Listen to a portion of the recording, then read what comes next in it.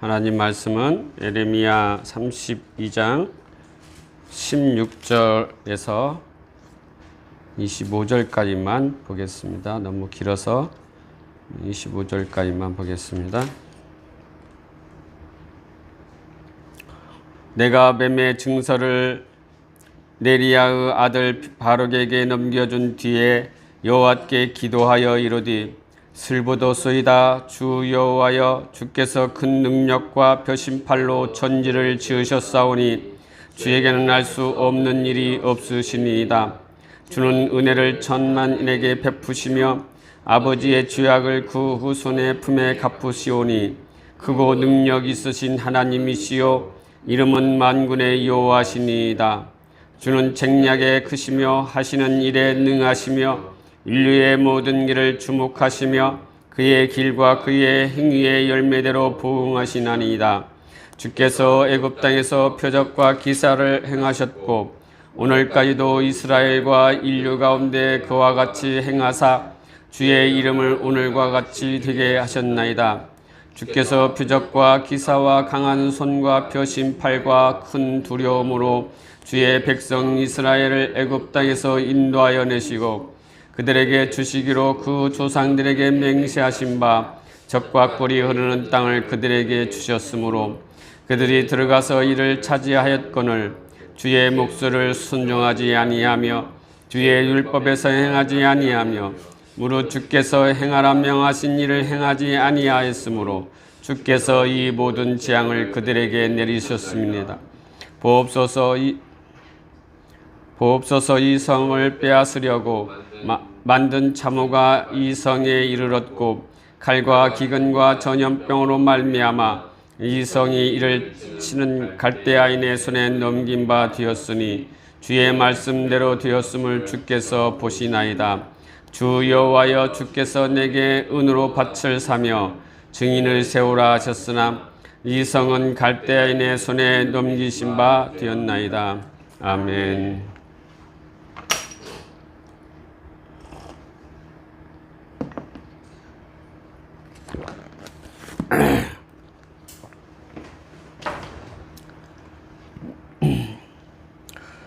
지난주에는 절대 순종해야 합니다 라는 제목으로 말씀을 나누었습니다.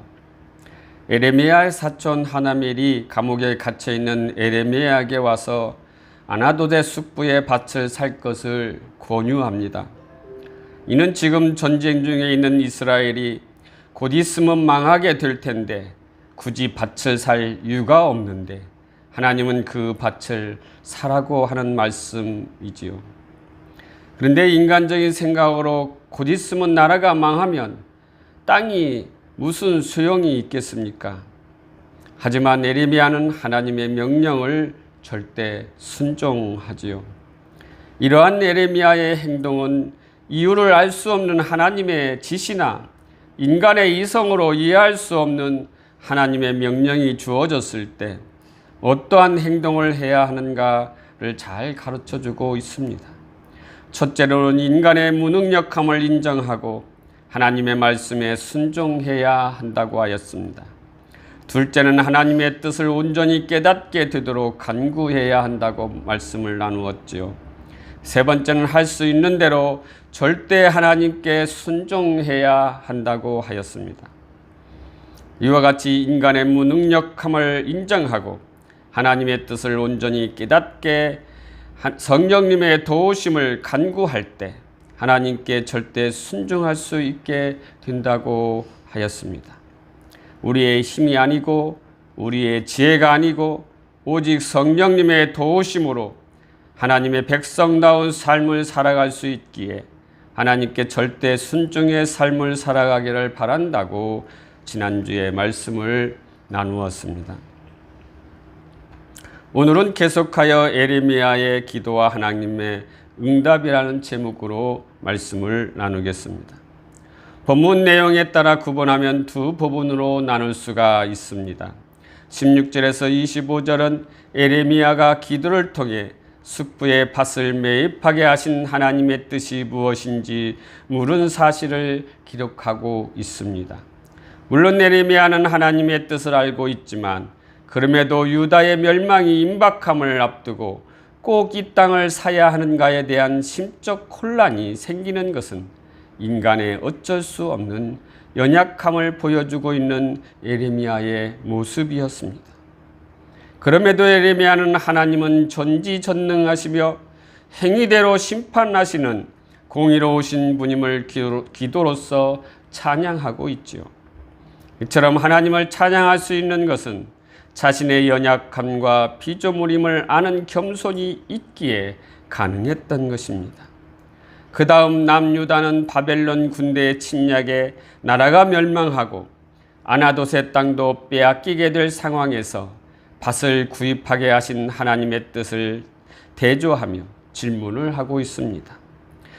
그리고 다음 후반부 26절에서 44절은 예레미야의 기도에 대한 하나님의 응답을 말씀하고 있지요. 하나님은 먼저 예루살렘 성의 멸망이 즉흥적인 결정이 아니라 그들의 조직적인 죄의 필연적 결과임을 26절에서 35절에 말씀하고 있습니다. 이어서 예레미야의 질문에 대한 직접적인 답변으로 이스라엘 민족이 포로에서 귀환하고 나라가 회복되어 다시 토지를 자유롭게 매매하게 될 것임을 예언하는 말씀이 기록되어 있습니다. 오늘 본문에서 예레미야는 어떠한 기도를 하나님께 드렸으며 어떠한 하나님의 응답이 있었는지를 말씀을 통하여 살펴보겠습니다. 먼저 예레미야는 어떠한 기도를 하나님께 드렸습니까? 16절에 보면은 내가 여호와께 기도하여 가로되라는 표현이 있습니다. 예레미야는 왜 하나님께 기도하였습니까? 하나님의 의도를 알고 하나님의 말씀을 백성들에게 예루살렘 멸망을 과감히 전하였던 예레미야는 바벨론에 의해서 백성들이 능욕을 당하고 포로가 되는 것을 바라볼 때 그는 마음이 슬프고 고통을 느꼈을 것입니다. 그래서 하나님께 넋두리하며 하나님, 저는 슬픕니다. 나라가 망하는 것도 슬프고 백성들의 고통을 바라볼 때 더욱 고통스럽습니다. 그리고 하나님의 말씀을 전하는데 듣지 않는 백성들을 바라볼 때 더욱 슬프고 고통스럽습니다. 라고 하나님께 기도합니다. 그래서 17절에 말씀하고 있지요. 슬프도소이다 라고 하나님께 넋두리하고 있는 것입니다. 이러한 예레미야의 기도는 어떤 내용을 담고 있습니까? 첫 번째는 천지의 주제이신 하나님의 권능을 찬양하고 있습니다. 오늘 본문 17절 말씀에 여호와여 주께서 큰 능력과 벼신팔로 천지를 지으셨사오니 주에게는 할 수 없는 일이 없으시니이다. 이 말씀처럼 예레미야는 기도의 서두에 천지의 주제이신 하나님의 권능을 찬양하고 있습니다. 이스라엘이 멸망하는데 하나님의 권능이 부족해서가 아닙니다. 이스라엘을 강대국에서 보호할 능력이 없어서도 아닙니다. 하나님은 할 수 없는 일이 없는 분이시기 때문입니다. 그런데 왜 남유다를 멸망하는데 구해주지 않고 하나님께서는 도리어 너희들은 멸망할 것이라고 선언하고 있습니까? 이것은 하나님의 계획과 경륜이 있게 강대국을 통해서 남유다를 심판하신 것입니다. 그러므로 심판의 하나님을 찬양하고 큰 능력을 펴신 하나님을 찬양하고 있는 것입니다. 그리고 18절에 은혜를 천만인에게 베푸시고 크고 능응하신 하나님이심을 찬양하고 있지요. 19절에는 행위대로 열매대로 보응하시는 하나님을 찬양하고 있습니다. 두 번째는 역사의 모든 일들은 하나님의 섭리임을 고백하고 있습니다. 이스라엘 역사 속에 하나님께서 관여하고 계십니다. 과거를 돌아보면 출애굽에서 젖과 꿀이 흐르는 가나안 땅에 들어가게 하는 과정 모두를 하나님께서는 관여하시고 섭리하시고 그리고 인도하셨음을 볼 수가 있습니다. 그래서 21절 22절에 주께서 이스라엘을 애굽 땅에서 인도하여 내시고 젖과 꿀이 흐르는 이 땅을 그들에게 주셨다고 말씀하고 있습니다. 이러한 이스라엘의 역사 속에 하나님의 관여하심과 함께 하시고 인도하여 주시는 모든 역사 과정이 하나님의 섭리라고 고백하고 있는 것입니다. 세 번째는 불순종하는 백성들을 징계하시는 하나님을 고백하고 있습니다. 하나님께서 유다를 멸망하게 하시는 이유를 23절에 말씀하고 있습니다. 그들이 들어가서 이를 차지하였거늘 주의 목소리를 순종하지 아니하며 주의 율법을 행하지 아니하며 무릇 주께 행하라 명령하신 일을 행하지 아니하였으므로 주께서 이 모든 재앙을 그들에게 내리셨음이니이다 라고 고백하고 있죠. 하나님은 미약하고 연약한 이스라엘을 많은 열방 중에서 택하였습니다. 그리고 당신의 백성으로 삼으셨습니다. 그래서 자신의 백성들을 애굽의 노예 생활로부터 해방시키고 그들을 인도하여 가나안 땅에 정착하게 하십니다. 이처럼 하나님께서 이스라엘을 구원하시고 젖과 꿀이 흐르는 땅에서 하나님만 섬기고 하나님과 함께 하나님의 백성으로 복을 누리며 살아가게 하십니다. 그런데 이들은 하나님을 배반하고 줄곧 하나님의 뜻에 불순종하는 배은망덕한 행실을 하였습니다. 특별히 첫째는 주의 목소리를 순종하지 아니하였다라고 하는 것입니다. 하나님의 뜻은 백성들이 자신의 목소리를 듣는 것입니다.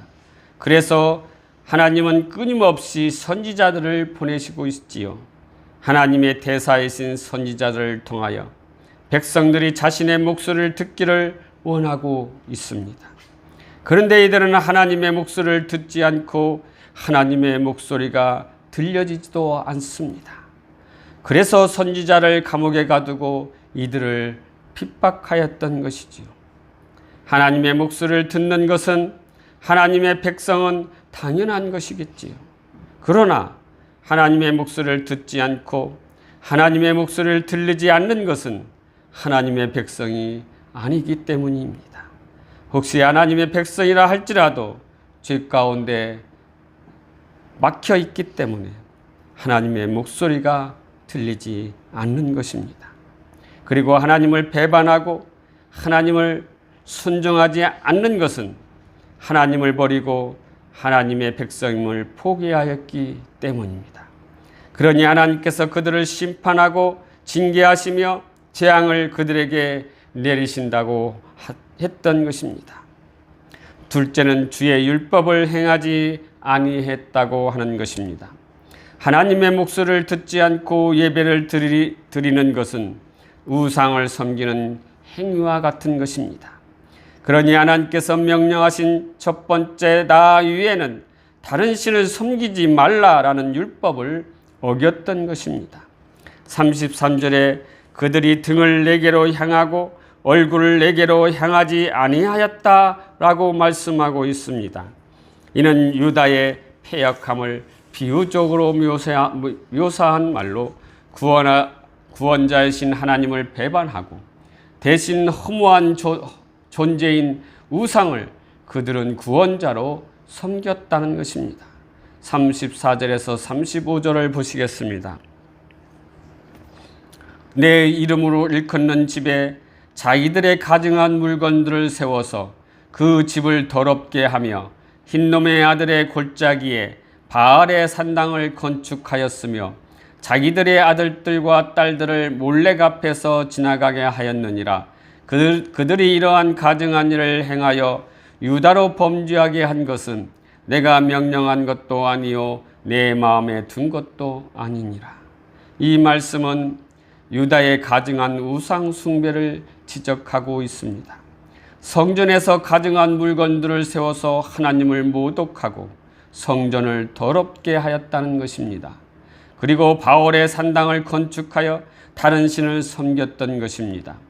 또한 몰렉 신에게서 자신의 아들과 딸들을 제물로 드렸다는 것이지요. 이와 같이 백성들은 하나님의 명령을 듣지 않고 하나님의 백성들이 지켜야 하는 율법을 무시하고 행하지도 않은 이스라엘에게 당연히 하나님은 징계와 재앙을 내렸던 것입니다. 셋째는 주께서 행하라 명령하신 일을 행하지 아니하였다라고 하십니다.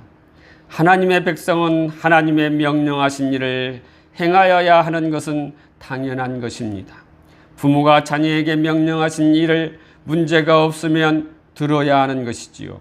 인간의 부모는 부족하여 잘못된 명령을 내릴 수도 있지만 하나님은 전지전능하시고 능치 못한 일이 없기에 하나님의 명령을 따라야 하는 것은 당연한 것입니다. 하나님은 우리에게 복을 주시기를 원하지 백성들을 잘못된 길로 인도하시지 않는다는 것입니다.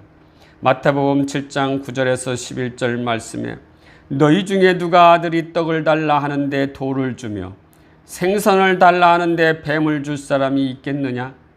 너희가 악한 자라도 좋은 것으로 자식에게 줄 알거든 하물며 하늘에 계신 너희 아버지께서 구하는 자에게 좋은 것으로 주시지 않겠느냐? 이 말씀처럼 하나님께서는 행하라 명령하시면 이를 행하면 반드시 복된 것이라고 말씀하고 있습니다. 그러나 행하지 않는다는 것은 하나님을 믿지 못한다는 것입니다. 하나님을 의심한다고 하는 것이지요. 그러니 하나님은 자원하며 자신을 믿는 것을 원하고 있습니다. 하나님은 자원하여 자신의 명령에 순종하는 것을 원하고 계십니다. 하나님의 명령에 순종하면 하나님께서는 반드시 아버지께서 구하는 모든 좋은 것을 주신다는 것입니다. 특별히 영원한 생명을 주신 것입니다.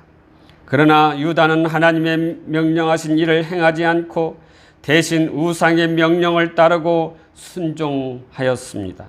그러니 하나님께서 심판하시고 재앙을 내렸던 것이지요. 사랑하는 성도 여러분, 예레미야가 숙보의 아들 하나멜과 매매 증서를 체결하고 하나님의 뜻을 묻는 기도를 하였습니다. 기도에서 천지의 주제이신 하나님을 찬양하지요. 그리고 모든 일은 하나님의 섭리임을 고백하고 있습니다. 그러니까 유다가 멸망하고 재앙을 당하는 것은 다 하나님의 섭리라는 것이지요. 또한 불순종하는 백성들을 징계하시는 하나님을 고백하고 있습니다. 이스라엘 백성들을 하나님은 선택하시고 당신의 백성으로 삼으셨습니다. 그들은 작은 나라고 부족한 민족이고 연약한 민족이기에 하나님은 택하였다고 하였습니다. 그런데 연약한 민족을 노예에서 해방하고 젖과 꿀이 흐르는 가나안 땅으로 인도하였지만 그들은 하나님을 배반하고 불순종하였습니다. 그리고 자신의 명령을 듣지 않고 순종하지도 않고 하나님의 말씀을 청종하지 않고 하나님이 가장 싫어하는 우상을 섬기기까지 하였습니다. 그러니 하나님은 이스라엘을 바벨론을 통하여 심판하셨던 것입니다. 그래서 나라가 멸망하고 백성들은 포로로 끌려가는 재앙을 맞이하게 됐던 것이지요. 사랑하는 성도 여러분, 절대로 하나님을 배반하는 행위인 우상 숭배를 해서는 안 됩니다. 저와 여러분은 하나님의 백성이기 때문입니다. 하나님의 백성다운 하나님의 말씀에 순종하고 하나님만 섬겨 복된 삶을 살아가시기를 주님의 이름으로 축원합니다. 기도하겠습니다.